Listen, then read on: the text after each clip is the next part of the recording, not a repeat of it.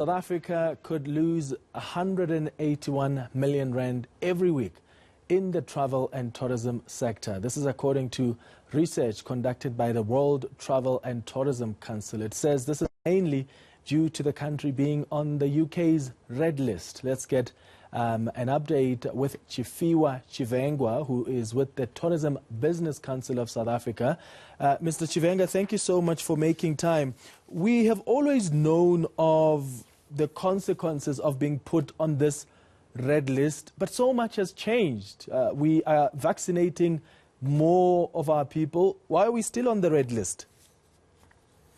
Thank you, Clement, for having me. I think the amount of money that we are losing every week, as you've mentioned, of 181 million, has been the amount of money that we've been losing since the lockdown started from that particular market in the UK.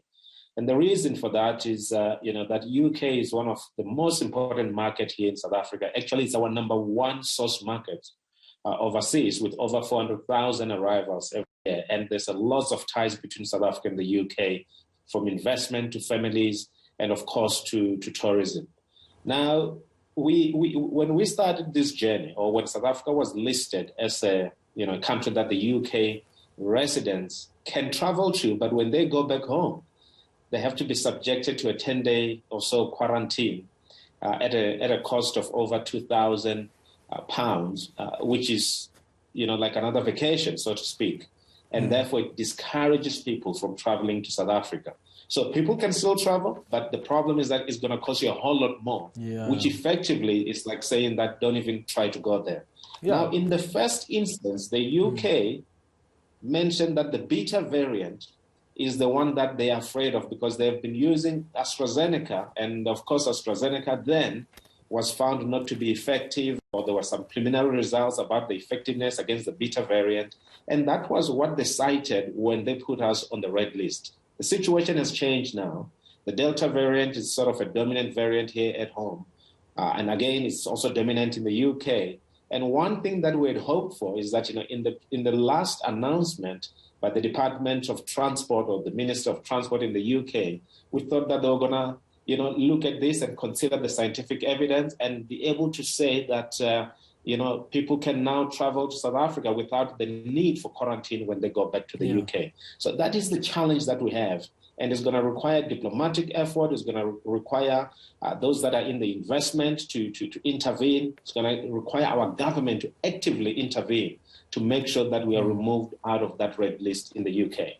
Is government intervening, though? I mean, there is an approach that's been taken by other European countries, such as Germany, France, Switzerland, also taking this approach where quarantine is no longer required for fully vaccinated citizens that are traveling to South Africa. Why are they not taking this approach as well? And are you satisfied with the talks? And do you even know if there are talks that government is holding with the UK to use those diplomatic channels to urge them to reconsider their approach?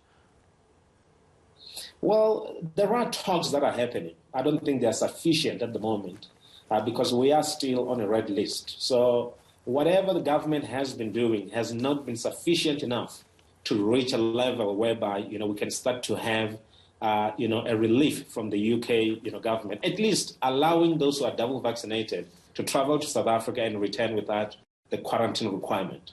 So I don't think that government has done enough. We are still on the red list. Every day that we're on the red list, there are millions that are being lost to the industry, and there are more people that are sitting at home. So what we would love to see is that, the effort being ramped up by government, and by government, I mean our own government, in interacting with the UK government. And perhaps the president needs to get involved here to make sure that he can talk to his counterpart in the UK and say, well, this is not working out for us.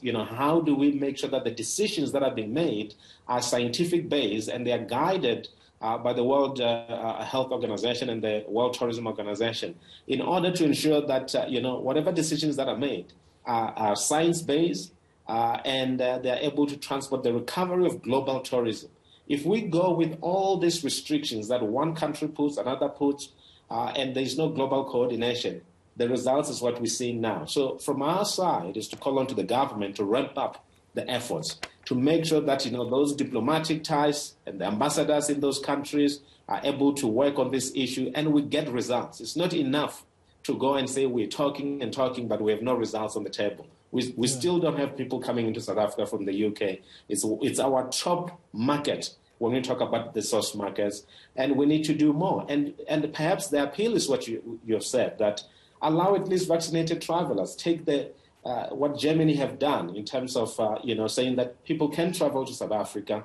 I just saw Austria did the same thing, open up to even South Africans that are vaccinated. But we need to do that fast. It's not good enough to talk about it, but we need action and we need to ramp up. And that's what we've been saying to government in the meetings that we've been having. Yeah.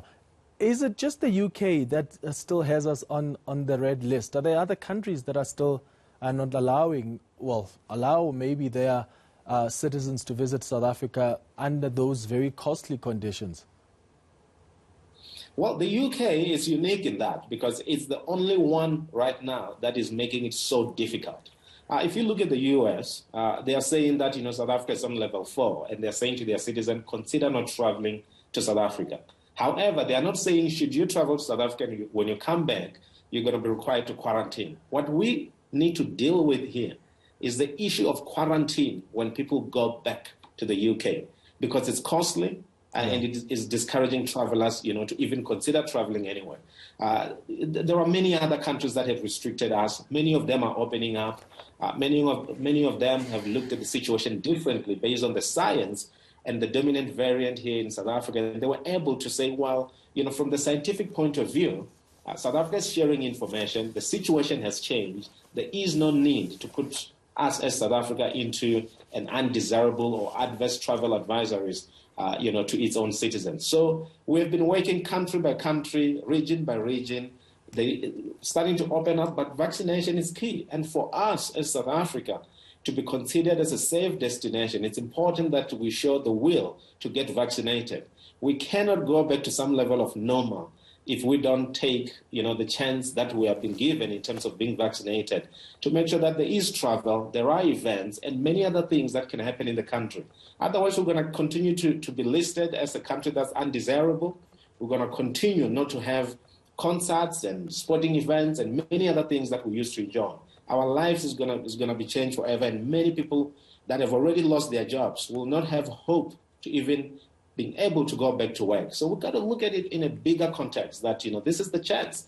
That's why we've got these scientists, we've got these doctors that have been doing this work, and we need to trust that, whatever is on the table right now is going to work to our advantage going into the future. Tshifhiwa Tshivhengwa, thank you so much for making time.